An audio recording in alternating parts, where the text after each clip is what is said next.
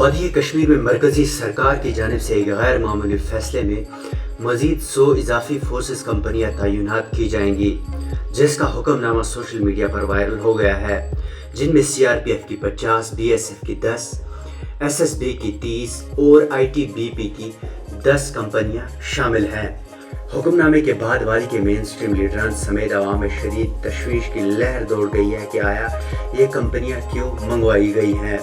PDP صدر محبوبہ مفتی نے کہا کہ جموں کشمیر ایک سیاسی مسئلہ ہے اور یہ فوجی ذرائع سے حل نہیں کیا جا سکتا۔ یہ ٹھیک نہیں ہے، اس سے لوگوں کے دلوں میں بہت ہی شکوک پیدا ہوئے ہیں، اور جموں کشمیر ایک سیاسی مسئلہ ہے، اس کا کوئی ملٹری سولوشن نہیں ہے۔ اس میں جب تک آپ بات چیت نہیں کریں گے، جموں کشمیر میں جو لوگ ہیں ان کے ساتھ بات چیت نہیں کریں گے، پاکستان کو بھی جب تک انوالو نہیں کریں گے، تو خالی یہ جو فوج کے بل بوتے پہ یا سیکورٹی فورسز کے بل بوتے پہ جموں کشمیر میں آپ عارضی طور تو امن قائم کر سکتے ہیں، مگر دیر پا امن کے لیے مسئلے کشمیر کو حل کرنا بہت ضروری ہے۔ جموں کشمیر پیپلز موومنٹ کے صدر ڈاکٹر شاہ فیصل نے ایک ٹویٹ میں کہا کہ وزارت داخلہ کی جانب سے کشمیر میں فورسز کی اضافی کمپنیاں تعینات کرنا فکر مندی پیدا کر رہی ہے، اس کے بارے میں کسی کو اطلاع نہیں ہے۔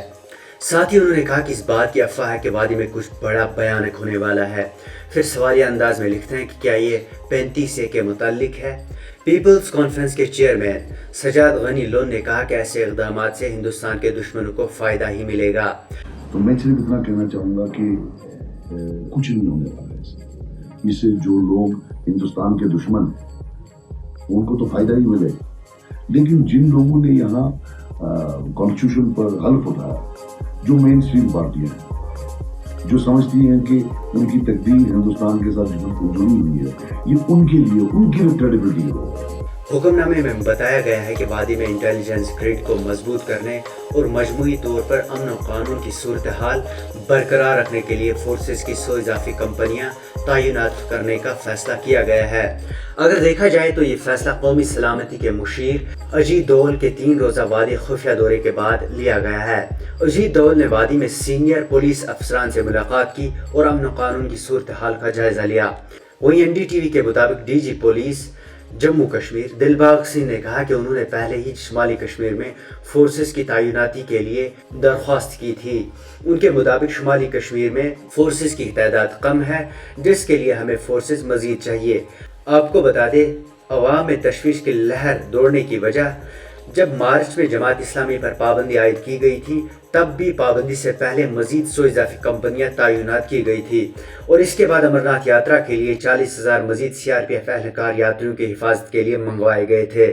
دوسری جانب additional director general of police و امن و قانون منیر احمد خان نے عوام سے اپیل کی ہے کہ وہ افواہوں پر کان نہ دھریں۔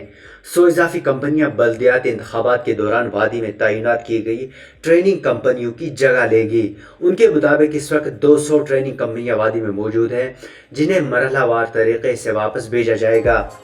جہاں تک 35A کے متعلق خدشات ہیں تو اس کے متعلق 15 اگست کے بعد نئی دلی میں مرکزی وزیر داخلہ امت شاہ کی سربراہی میں ایک خصوصی میٹنگ منعقد ہوگی، جس میں کابینہ کے کئی وزراء بھی شامل ہوں گے۔ میٹنگ میں خصوصی پوزیشن کو منسوخ کرنے کے متعلق اہم امور پر تبادلہ خیال کیا جائے گا، اور دفعہ 35A کو حتمی طور پر منسوخ کیے جانے کے حوالے سے بھی طریقہ کار پر بات ہوگی۔ جبکہ دوسری جانب معتبر نیوز ایجنسیز کے مطابق 35A کے خاتمے کی الٹی گنتی شروع ہو گئی ہے۔ اجیت دوول کے دورے کے دوران ہی اس دفعہ کو ختم کرنے کے حوالے سے کوڈ نیم بھی دیا گیا ہے۔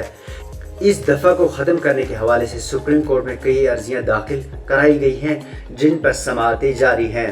عمر عبداللہ نے اس پر تبصرہ کرتے ہوئے کہا تھا کہ مرکز 35A کو ہٹانے کی دھمکیاں دینے اور ریاست خصوصاً وادی میں خوف و ہراس کا ماحول پیدا کرنے کی کوششوں سے گریز کرتے ہوئے 35A پر عدالتی فیصلے کا انتظار کریں۔